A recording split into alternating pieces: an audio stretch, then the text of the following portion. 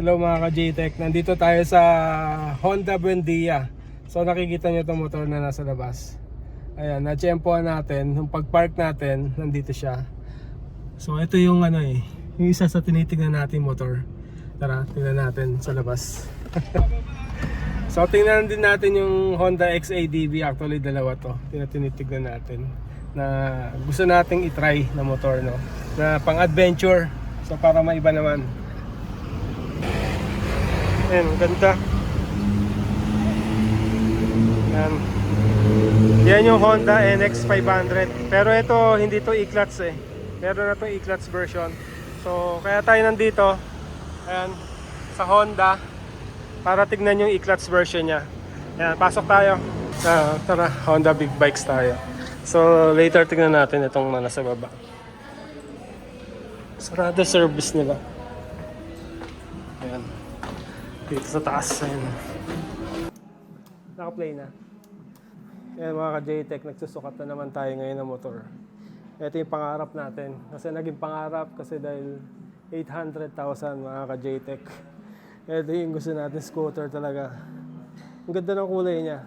This is 2025 model. Ito yung low seat height version. Ayan o. Gray siya. Ganda. Kita nyo yung paa natin o. Abot na natin. Half nung put ko yung nakababa. Diba? Ito yung yung old na 2024 version niya na high seat height. Ayan. So to especially made sa mga Pinoy height. Kaya nila binaba para mabili sa Philippine base. Ayan. Talagang siya. Komportable. Lapat yung paa natin. Hindi ba super tip to? Ayan siya. Pwedeng pa ganun. Yung position lang ng paa, medyo kulang, kapos. Di ba? Hindi pasok. Kaya ganyan lang ang natin. Ito pareho ng CB650R natin. Ganyan-ganyan. Yung horn niya. Tapos ito meron dito pagkakaiba kasi nandito yung niya, cruise control. Ito yung control sa TFT. Ayan, ito. Ito yung pass light. Diba? Ito yung plus minus pag gusto mo mag-manual. Ayan. Plus, dagdag speed. Ito yung bawas speed. Sa baba. Ayan. Dagdag, bawas, manual. No? Pag naka-manual mode ka. So, I think itong mode na to para kung gusto mo automatic or manual. Ayan. Tapos, meron na rin siyang yung handguard. Kasama na siya kasi adventure nga siya. Ito yung starter button niya. Kill switch, start. Ito, kung gusto mo siyang i-manual or i-neutral. Wow. Ito yung cruise control. Ito yung gauge. Handbrake. Wow, may handbrake siya. Ganyan pala si ADV, nandito yung handbrake niya. So, maski hindi ko pa nakikita, alam ko handbrake yan. Ganun nga natin kung naka-brake. Ayaw nga umandar. Minumove natin, ayaw umandar. So, naka-handbrake siya. Yan yung handbrake. Lakas ng palo. Tinamaan yung kamay ko. Ayan. So, ito, rotary. Push button, ignition. Ganda. Ito pa yung Transalp Yan, Pero hinahanap talaga natin NX500. Yan yung dalawa. So, compare natin side by side. So, ayan, pareho sila may handle guard. Yan. Tapos, pareho lang nung side mirror. Tapos, may pagkakaiba dito sa sa windscreen. Para mas tumaas ito. Para mas tumaas. Tapos, ang pagkakaiba pa nila isa, ito. Mas sumingkit, di ba? Sumingkit to, lumiit, di ba? Compare doon ang lapad. Ayan. Yan. Ito yung old na version. Ayan. Ito yung high seat height. Ayan. Tapos yung beak niya, wala na siya ditong butas. Ayan, dito meron sa old. Ayan. Pero pareho pa rin silang gold. No? Yung port niya, pareho pa rin silang gold. Tapos sa gulong, ayan, spoke wheels pa rin siya. Tapos pagdating dito, ganun pa rin. So, Nissin, no? Ayan. Tapos mapapansin mo dito, itong upuan, medyo naging ano siya, premium yung design niya. Meron siyang ganitong design. Unlike dito na plain. Yeah. Papansin nyo rin yung old, ang liit ng TFT niya, no? Cute. So compare nyo dun sa bago, na ang laki. Ayan. Pero when it comes sa panel niya, pareho lang. Ayan, push button. Tapos push button din dito. Ayan. Tapos ito pa yung big difference. Doon sa old, wala siyang cruise control. Diba? Napaka-importante niya, cruise control. Kung bibili ka ng bike, mas maganda yung may cruise control. Ayan. Diba? Wala siya, oh. Diba? So, dito, meron. Ayan, oh. Plus minus, oh. Saka dito, ayan, cruise control. Tapos ito, may handbrake siya. Meron din bang handbrake dito? Meron din handbrake. So, pareho lang sila. So, ang big difference dito, between do sa new and old, wala siyang cruise control sa old, meron sa new. Yan, low seat height, high seat height. No? Tapos yung ilaw niya, mas sumingkit kaysa dito na malaki. Ito wala to sa bago. Yan, dito sa old meron. Yun. So, din lang yung niya, very visible na Tingnan natin dito sa rear. So, ito yung niya, pipe. Sa ilaw, ganyan yung ilaw niya. O, ilaw din pareho. Pareho. Walang na bago sa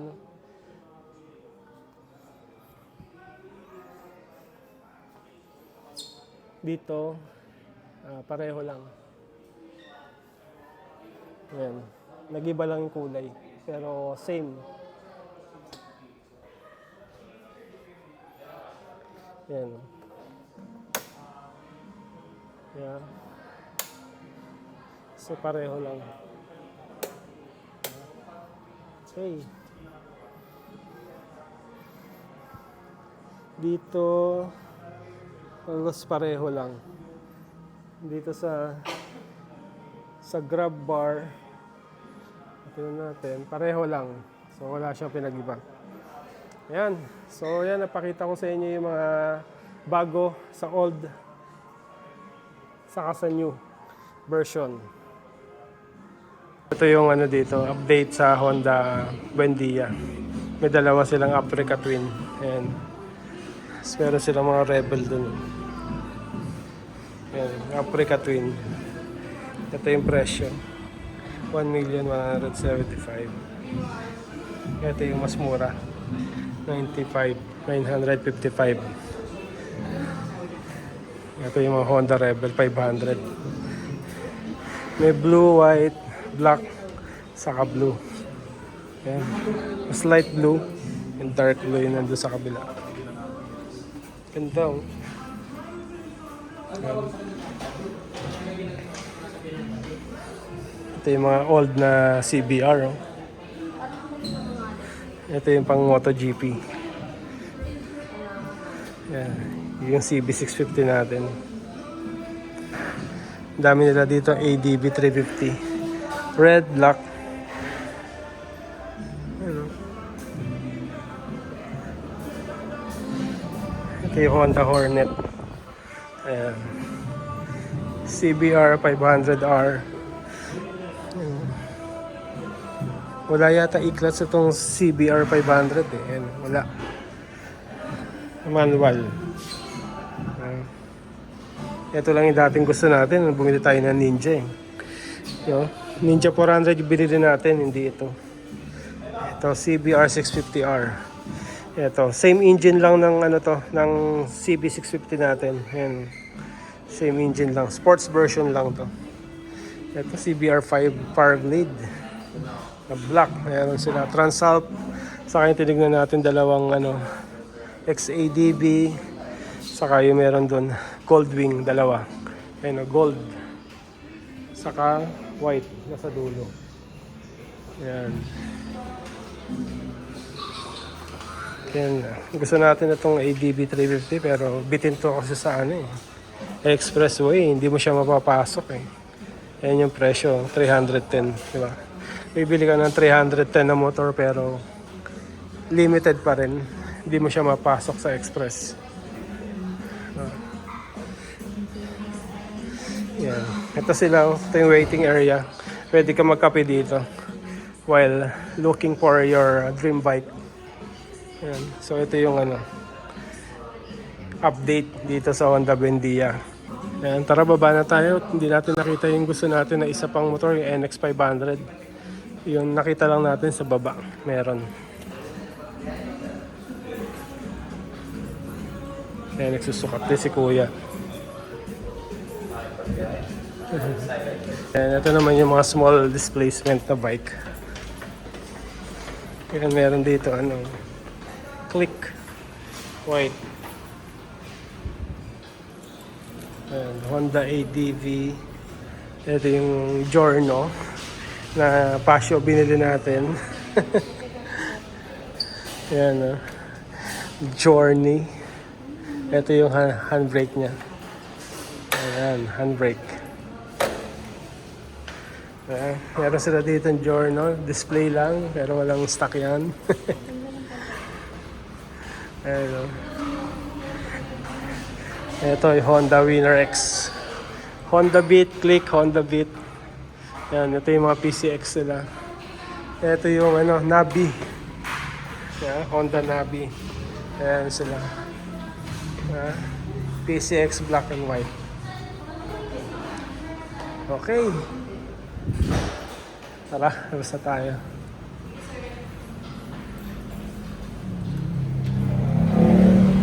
So yun mga ka-JTech, yung update dito sa Honda Buendia. So wala tayong nakitang ano, wala tayong nakitang NX500.